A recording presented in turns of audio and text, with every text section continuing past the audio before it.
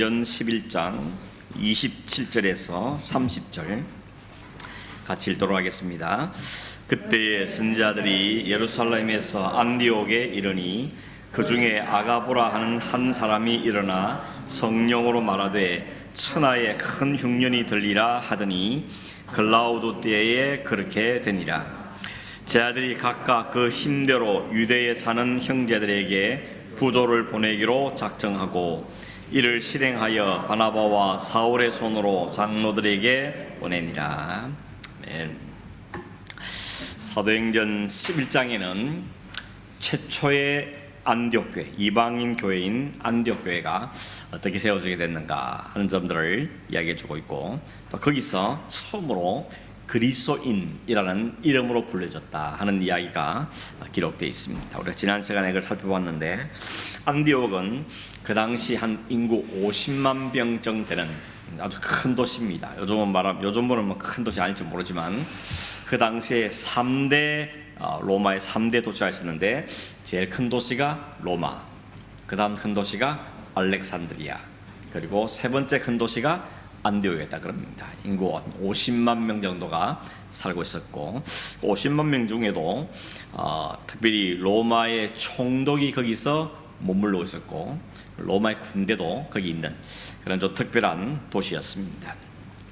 거기에 로마인들도 많이 살고 있었고, 헬라인 같은 이방인들도 많이 흘러들어와 있는, 살고 있는, 우리식으로 말하면 아주 글로벌화되어 있는 그런 도시였다고 볼 수 있습니다. 거기에 유대인들도 상당히 많은데 50만 명 중에 약 한 7만 명 정도가 유대인이었다 그랬죠.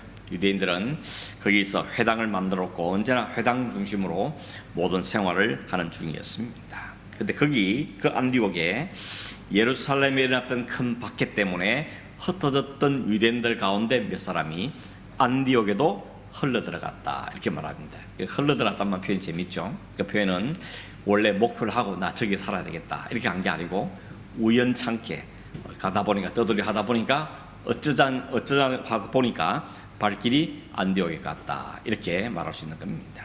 우리식으로 말하면 너 시드니가 살아야 되겠다, 아주 처음부터 아주 면밀하게 조사하고 알아보고 그래가지고 온 사람도 있죠. 요즘 젊은 사람은 그렇더라고요. 오기 전에 상세 알아보고 집세는 어떤지, 살만한 직장은 있는 건지, 학교 아이들 공부는 어떤지 아주 상세한 다음에 오기 때문에 벌써 오기 전부터 집도 구해놓고 이래 오잖아요. 그러다 보니까 이민 초창기에는 먼저 이민 오신 분들이 공항까지 픽업도 가지고 집도 구해주고 이런 많이 도움을 줬는데, 요즘은 그런 도움이 많이 없다 그럽니다. 시드니도 대표적인 그런 교회가 있었지 않습니까? 공항까지 나가서 교회님 집도 구해주고 직장도 알아봐주고 이런 일을 많이 했는데, 이제는 그런 일이 많이 없었다 이런 이야기를 합니다. 아무튼 여기에 7만 명 정도에 살던 그곳에 유대인 사람들이, 예루살렘 박해 때문에 흩어졌던 사람들이 그 도시에 흘러들어왔다는 것입니다. 그 사람 들어와서 믿는 사람들이기 때문에 그들 역시 회당 중심으로 생활을 하면서 주변에 있는 유대인들에게 자기들이 믿는 예수, 복음을 전하는 겁니다. 처음에는 유대인들에게만 복음을 전했는데, 성경에 보면 구레네와 그리고 구브로에 있는 몇 사람은 그들이 들어와서는 헬라인에게도 복음을 전했다 이렇게 말합니다. 구브로나 구레는 저 아프리카 지역에 있는 곳들이죠. 그러니까 이미 사람들은 헬라말을 잘 하는 사람들이고, 그런 사람들 보니까 그들이 들어와서 자연스럽게 헬라 사람들에게도 복음을 전했다는 것입니다. 놀라운 것은 그 안디옥에 수많은 사람들이 믿고 주님께로 돌아온 역사가 일어났다는 겁니다. 그리고 성경 분명하게 설명해 주기를 왜 그렇게 되느냐 하면 이렇게 설명하죠. 주의 손이 함께 하셨기 때문이다 이렇게 말합니다. 이게 키죠. 우리 가정이 복음화되고 지역이 복음화되고 하는 것도 주의 손이 함께 하셔야 되는 거죠. 아무리 인간적인 노력을 하고 애를 쓰고 기도를 하고 그래도 잘 안 되지 않습니까?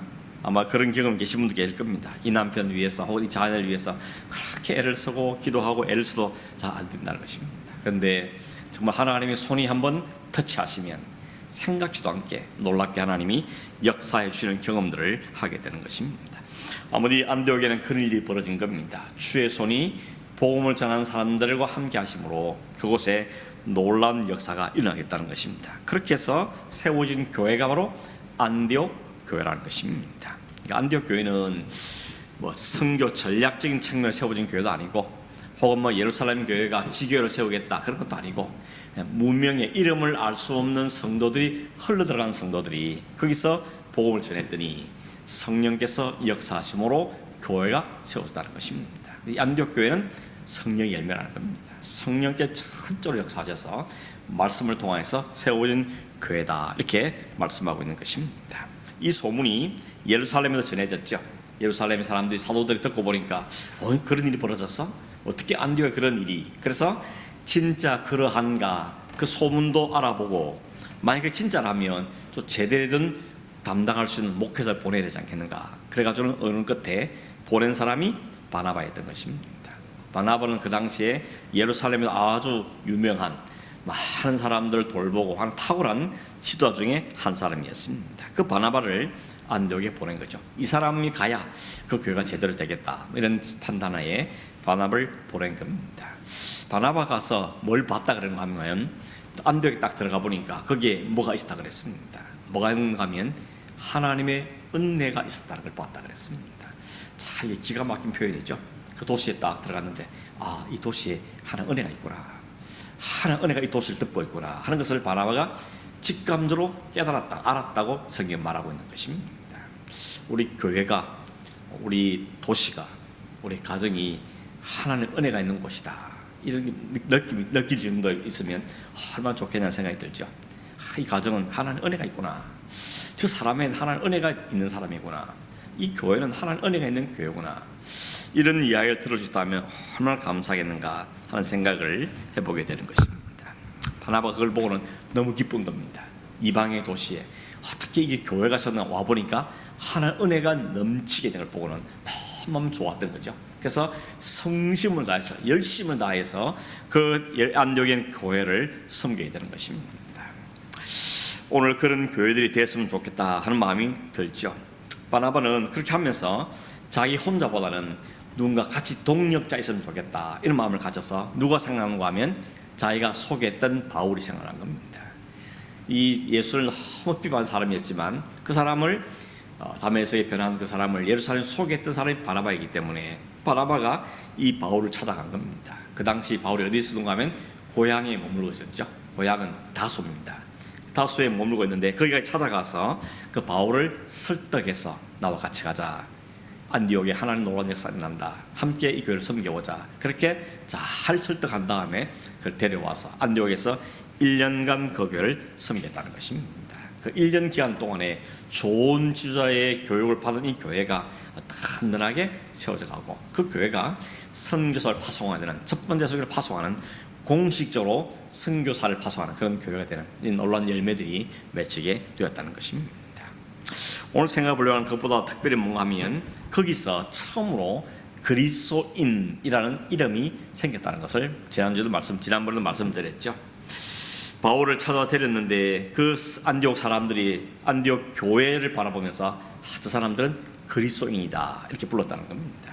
우리에겐 이 그리스도인, 크리스찬이라는 이름이 영광스러운 이름이지만 사실 처음에 불린 목적과 의도는 그런 뜻은 아니었던 거죠. 저 별종들이 있냐, 그리스도만 아는 거, 막 그리스도 입을 열면 그리스도만 말하고 그리스도 따르겠다 그러고 십자가를 따른다 그러니까 참 저 인간은 좀 별종들이다. 그래서 그 사람들 자기들과 좀 구별된 사람으로, 그리스도만 말한 사람들, 그리스도만 쫓겠다는 사람들, 그래 저 사람들을 우리가 그리스도인이라 부르자, 이렇게 불렀다는 것입니다. 근데 오늘 본문 27절에 보면 그때에 예루살렘에서 몇 명의 선지자 무리가 안디옥으로 왔다, 이렇게 말하고 있습니다. 이 그때는 말은 바로 이런 분위기입니다. 지금 교회가 막 서고 바울이 와서 열심히 목회를 하고, 그러면 교회가 사람들이 그리스도인을 부르기 시작하고, 이런 정황 속에 그때에 또 어떤 몇 명의 사람이 예루살렘에서부터 이 안디옥으로 왔다고 말합니다. 여러 명이 왔다 그러는데 한 사람 이름만 밝히고 있죠. 28절에 보면 아가보라는 사람이 왔다고 이야기합니다. 그래서 아가보가 와서는 예언을 하나 하죠. 예언. 뭐라고 했습니까? 천하의 큰 흉년이 될 것이다, 이런 예언을 했다는 겁니다. 언제인지 말 안 하면서 앞으로 이곳에, 아니 온 천하에 큰 흉년이 될 것이다, 이런 예언을 했다는 것입니다. 그때 언제 그 예언이 설치했는지를 28절 끝에 보면 나오죠. 글라우디오 때에 그렇게 되었다, 이렇게 말합니다.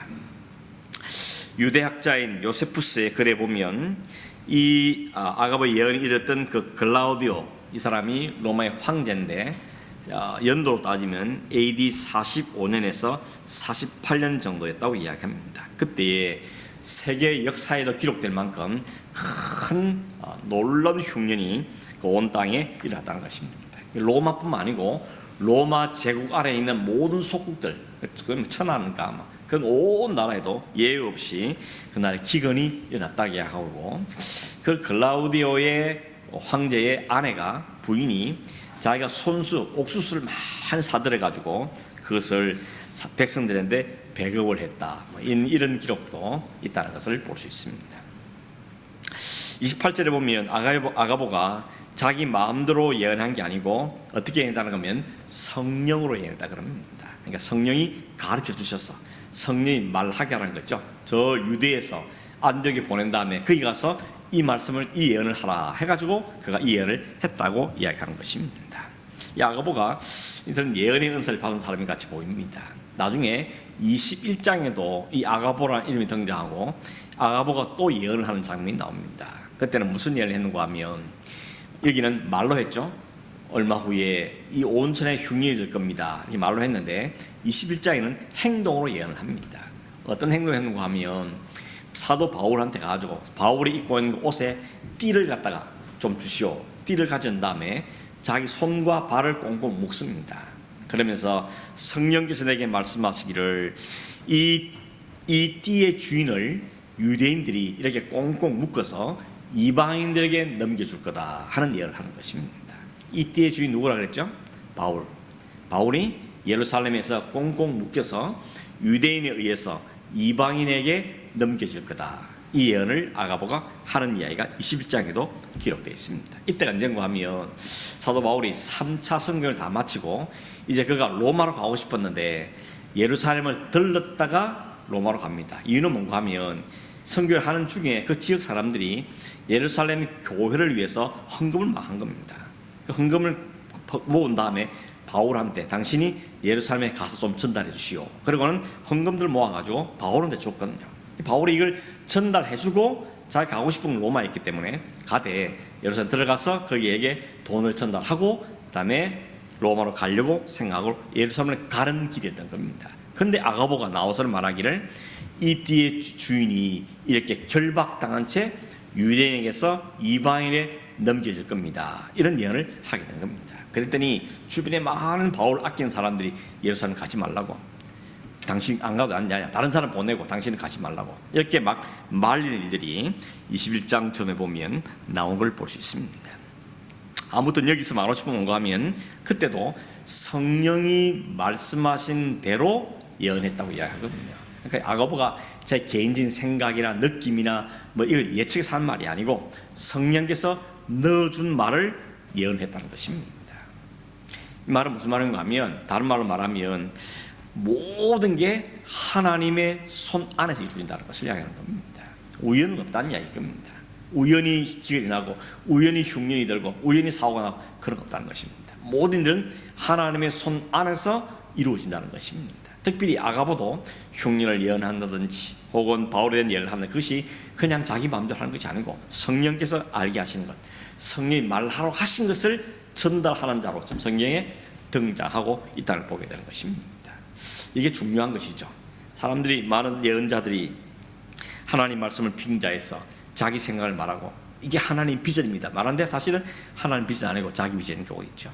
자기 하고 싶으니까 내가 하고 싶은 것을 하나님 말씀, 하나님 꿈, 비전을 덜먹이면서 자기 하고 싶은 걸 하는 것은 안 된다는 겁니다. 하나님이 말씀하신 것, 하나님이 알려주신 것, 하나님 들은 것을 우리가 하는 것이 중요한 태도라는 겁니다. 그러려면 어떻게 되겠습니까? 잘 들어야 되는 것입니다. 들을 수 있는 귀가 있어야 되는 것입니다.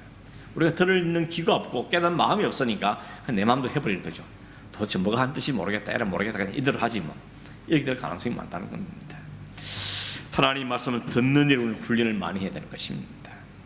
하나님의 음성을 막 듣고 뭐 그런 체험을 하라는 것이 아니고 하나님 말씀 깊이 묵상하고 기도하고 생각하고 그러면서 하나님 뜻에 자신을 맞추려는 몸부림이 적어도 우리에게 필요하다는 것입니다. 너무 쉽게 판단해보고 너무 쉽게 결정해버리고 너무 쉽게 자기 마음대로 하는 것은 곤란하다는 것입니다. 물론 믿는 것은 뭔가 하면 그럼에도 불구하고 하나님은 하나님 정하신 방향으로 우리를 이끌어 가시죠.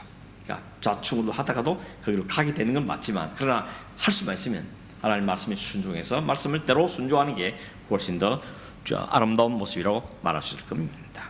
아무튼 이 가뭄과 기근과 홍수와 지진 이 모든 것들이 그냥 우연이 아니고 하나님의 뜻 안에서 일들이 다 조화를 이루게 되는 사실을 우리는 기억할 필요가 있는 것입니다. 특별히 왜 이때 흉년이 났을까?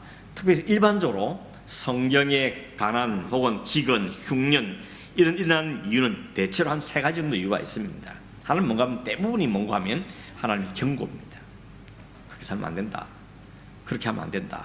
하나님의 경고의 사인으로 주는 경우가 굉장히 많이 등장합니다. 하나님께서 말씀만 해도 순종하면 좋겠는데 이 백성들이 하나님 말씀 잘 순종 안 하니까 하나님께서 여러 가지 기근과 또 자연재해 이런 걸 통하여서 하나님 경고하시는 경우가 굉장히 많다는 것입니다. 그런 자연재해들 통해서 인간이 뭘 깨닫는가 하면 우리가 별것 아닌 존재구나. 우리는 우리 실력으로 막 바벨탑도 쌓고 우리 실력으로 이 과학 문명을 발달시키고 사람의 생명도 연장시키고 인간이 뭐든지 할 수 있는 생각했는데 그러나 자연재해하면 확 덮어지면 어떻습니까? 인간이 이렇게 보잘것없는 거였나? 인간이 이렇게 허망하고 이렇게 힘이 없는가? 이를 깨달아야 할 것입니다. 그게 하나님의 목적입니다. 우리를 알라고 우리가 얼마나 연약한 존재인가. 뭐든지 할 수 있을 것 같았는데 하기만 하면 다 달 줄 알았는데 어느 아침에 하루에 완전 물거품이 되는 걸 깨달으면서 인간이라는 것이 내 마음대로 되는 게 아니구나 하는 걸 깨닫게 하는 하나님의 경고의 경험들이 많다는 겁니다. 그러니까 까불지 말라는 겁니다. 교만하지 말라는 것이죠. 인간은 하나님을 알고 하나님께 순종하는 게 도리인데 하나님도 생각지 않고 까불면 하나님이 때로 경고로 이런 일을 주신다는 것입니다.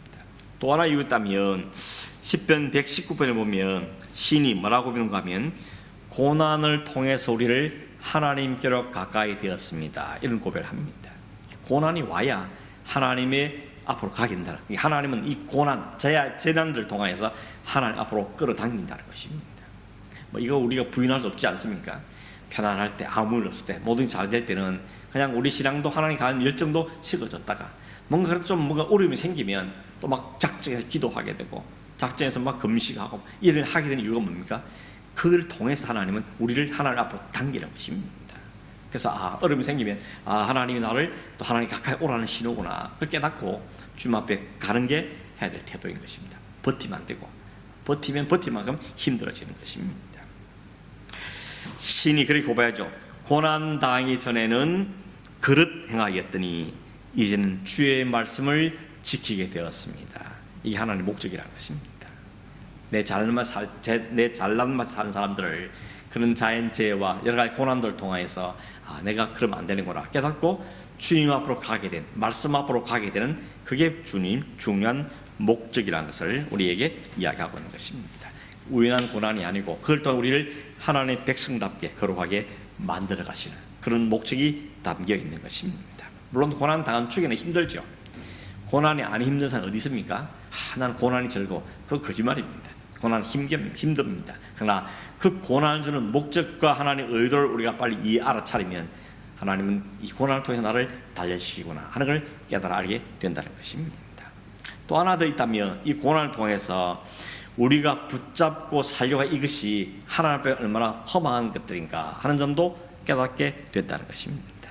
우리가 진짜 붙잡아야 될 것은 영원한 것, 영원히 살 것, 영원한 생명 그것이 우리가 진짜 붙잡아야 되는데 그게 자꾸 등한시하고 눈에 보이는 것 세상에 것에 자꾸 손이 가고 그게 마음이 가니까 하나님의 고난과 재난을 통해서 우리의 시각을 교정시키는 거죠. 네가 진짜 바라볼 것은 저 나라다. 네가 진짜 붙잡아야 할 것은 영원한 것이다. 세상 것이 아니고 하나님 것이다 하는 것을 세상에 대한 미련과 욕심들을 내려놓게 만드는 그런 작업도 하는 게 바로 고난이 주는 유익이라고 말씀하고 있는 것입니다. 그래서 고난은 힘든 것이지만 그러나 그 고난을 통과하고 나면 정금같이 다듬어지는 것이죠. 물론 완전일 수는 없지만 조금 더 성숙된 모습으로, 좀 더 단련된 모습으로 나아가게 되면서 내 안에 욕심과 탐욕과 이런 걸 조금씩 내려놓게 되는 이런 정제 작업이 우리에게 일어난다는 것입니다. 그런데 오늘 성경에 보면 이 천하에 일어난 이 흉년이 믿는 사람이든 안 믿는 사람 모두에게 주었다는 것도 우리 기억할 필요가 있습니다. 그런데 우리는 그런 착각을 하죠. 믿는 사람은 비껴간다. 아니요, 그렇지 않습니다. 쓰나미가 확 밀려오는데 믿는 사람은 싹 피해가서 안 믿는 사람은 덮치냐? 그렇지 않다는 겁니다. 모두에게 동일하게 흉년이 찾아오다는 것입니다. 오늘 보면 천하에 큰 흉년이 들었다. 이 말은 그 천하는 그 지역만한 것이 아니고 사람의 구분이 없다는 것이죠. 믿는 사람이든 안 믿는 사람이든 유대인이든 헬라인이든 모든 사람이 죽는다는 것입니다. 그리스도인을 해서 환난과 고통이 우리는 예외다, 그렇지는 않다는 것을 우리에게 보여주고 있는 걸 보게 되는 것이죠. 물론 결과적으로 어떻습니까? 그 환난과 고통 중에도 우리를 지켜내시는 것은 하나님의 백성에 주어진 축복이죠. 그래서 온 애굽 땅에 죽음이 뒤엎을 때 그리스도 안에 담기는 사람들 살려내신 것은 하나님의 은혜이죠. 그러나 그 제한은 모든 땅에 임해다는 것을 보게 되는 것입니다. 아무튼 이때 보면 그때에 안디옥에서 그리스도인이라 부르는 그때에 바로 이런 재난이 닥쳤다는 것입니다.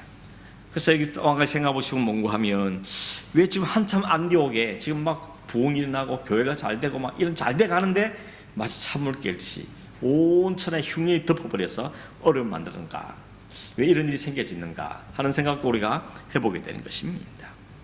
특별히 여러분, 이 흉년이 닥친 상황 바로 앞에 그리스도인이라는 이름이 불러졌다는 그 바로 뒤에 흉년이 따라온다는 사실도 우리에게 의미가 있는 것입니다. 그리스도인이 되고 나면, 우리가 그리스도인이 되면 그 다음에는 길이 쫙 열리는 것을 우리 기대하는데, 그리스도인이 됐는데 흉년이 덮쳤다는 것입니다. 우리가 믿음으로 살려고 애썼는데 그렇게 뭐 살려고 하는데 갑자기 어려움도 찾아오더라는 겁니다. 왜 그렇게 하시는가? 왜 안디옥에 이런 흉년의 그 강 가운데 그 강을 집어넣으시는가? 이런 점도 우리가 생각해 보야 되는 것인데, 목적은 이겁니다. 흉년 속에 그리스도인이라 불리는 사람은 어떤 삶을 살아내는가 하는데 하나님의 드러내고 있는 목적이 있는 것입니다. 똑같이 흉년이 있는데, 똑같이 재난이 덮였는데 그 재난 속에서 그리스도인은 어떤 삶을 살아내는가 바라는 겁니다. 그럼 우리에게 보여주시는 것이 오늘 떠 있는 중요한 목적이라고 말할 수 있다는 것입니다. 첫 번째는 뭔가 하면, 이 땅에 재난이 덮치고 흉년이 찾아오고 어려움이 찾아올 때 세상은 이게 하나님부터 왔다 혹은 하나님의 목적이 있다는 것을 깨닫지 못한 사람들이죠. 그리고 인정하지도 않는 사람, 이게 세상의 일반적인 사람들입니다. 그러나 성도는, 그리스도인은 여긴가 뭔가 하나님의 뜻이 있을 거다, 여기도 하나님 하신 일이 있는 거다 하는 것을 처음에 확실히 모른다 할지라도 적어도 그 믿음을 갖고 그 마음을 생각하는 사람이 성도라는 것입니다. 어느 집안이든지 어려움이 닥치는데 믿음이 없는 집안들은 어떻게 합니까? 일단 불평하고 원망하고 누구 탓이다, 환경 탓이다, 나라 탓이다, 탓을 하면서 불평 원망을 하지만, 성도는 도대체 이게 왜 오는 것일까?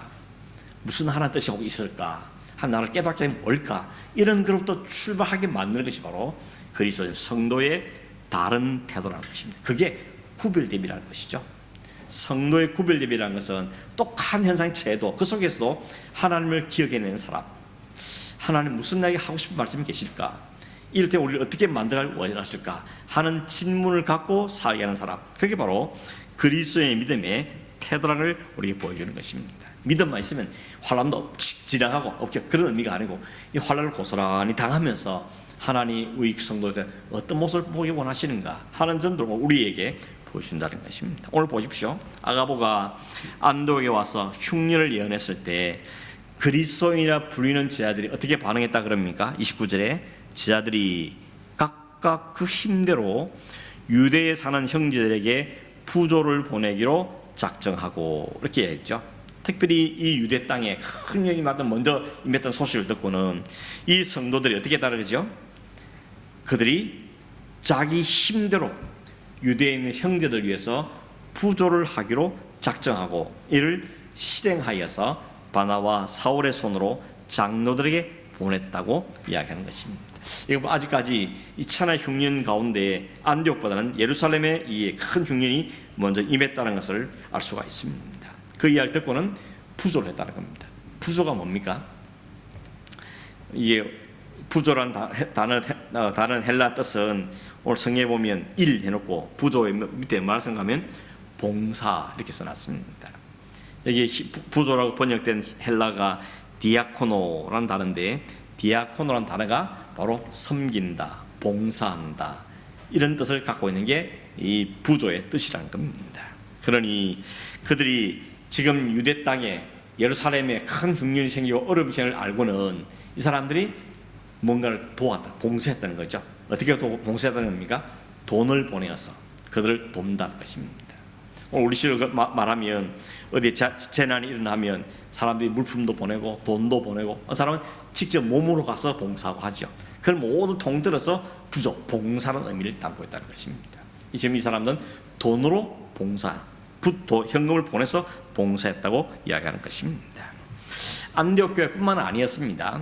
갈라디아서 2장 10절에 보니까 갈라디아 교회도 이에 참여했고, 고린도서 16장 1절에 보니까 고린도 교회도 이 부조에 참여를 했고, 로마서 15장 26절에 보니까 마게도냐와 아가야에 있는 사람들도 예루살렘 교회를 돕기 위해서 헌금을 했다고 그렇게 성경 기록을 하고 있습니다. 차이점은 뭔가 하면 앞에 말한 교회들은 다 이방 교회들입니다. 예루살렘 교회는 유대인 교회인 것이죠. 그러니까 이방인 교회가 예루살렘 교회를 도왔다는 이야기입니다. 두루 섞이지 않는 관계입니다. 그리고 어떻게 보면 예루살렘 교회가 우리식으로 말하면 모교회고, 그렇죠? 다른 교회들은 지방에 흩어진 작은 교회들인데, 오히려 작은 교회들이 힘을 합쳐가지고 예루살렘 교회, 그 모교회, 제자들이 빵빵하게 있는 그 교회를 도왔다고 성경은 우리에게 이야기하고 있는 것입니다. 안디옥에는 흉년이 전혀 없었을까? 완전 예외는 아니었을 겁니다. 그렇게 보면 안디옥에 있는 교회들도 그렇게 막 너그럽고, 우리는 푹 열어와서 모두 풍년이고 흉년은 안 차, 그래서 막 쌀이 남아 돌고 돈이 남아 돌고 그래서 보낸 건 아니라고 알 수 있습니다. 자기들도 상당히 빠듯한 것입니다. 그러나 더 극심하게 흉년을 겪고 있는 예루살렘 교회 성도의 형편을 듣고는 그들이, 우리도 지금 힘겹긴 하지만 우리는 그래도 이만큼 살 수 있지 않냐, 살고 있지 않냐, 그러니 더 힘든, 당장 힘든 저 교회를 위해서 우리가 도와야 되겠다, 이런 마음을 가졌다는 것입니다.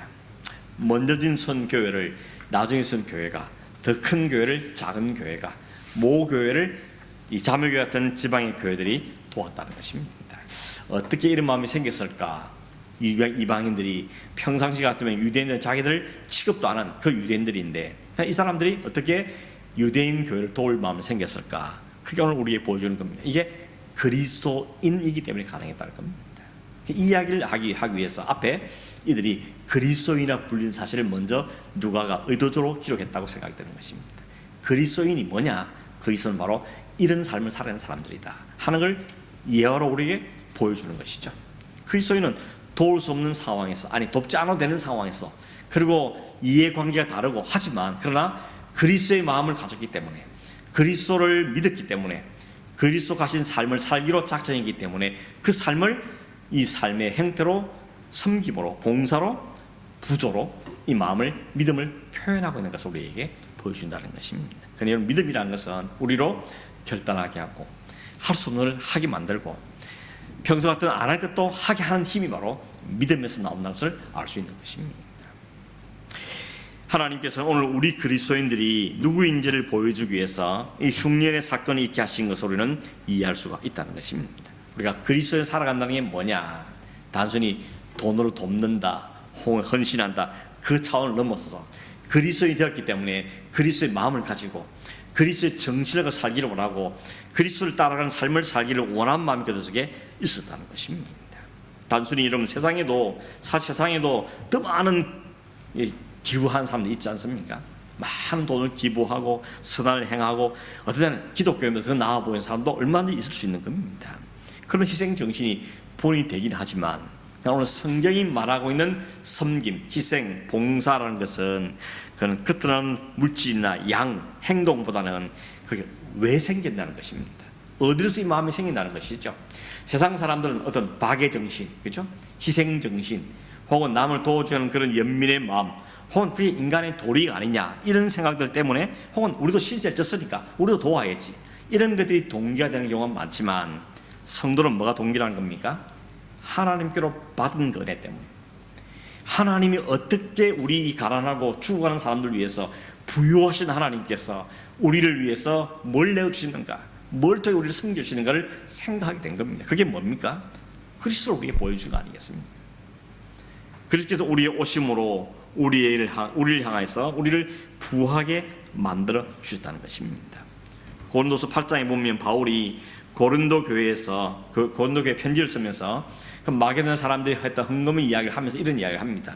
고린도 8장 1절에 보면, 형제들아, 하나님께서 마게도냐 교회들에 주신 은혜를 우리가 너에게 알게 하노니 환난의 많은 시련 가운데서 그들의 넘치는 기쁨과 극심한 가난이 그들의 풍성한 연보를 넘치도록 하였다라고 말합니다.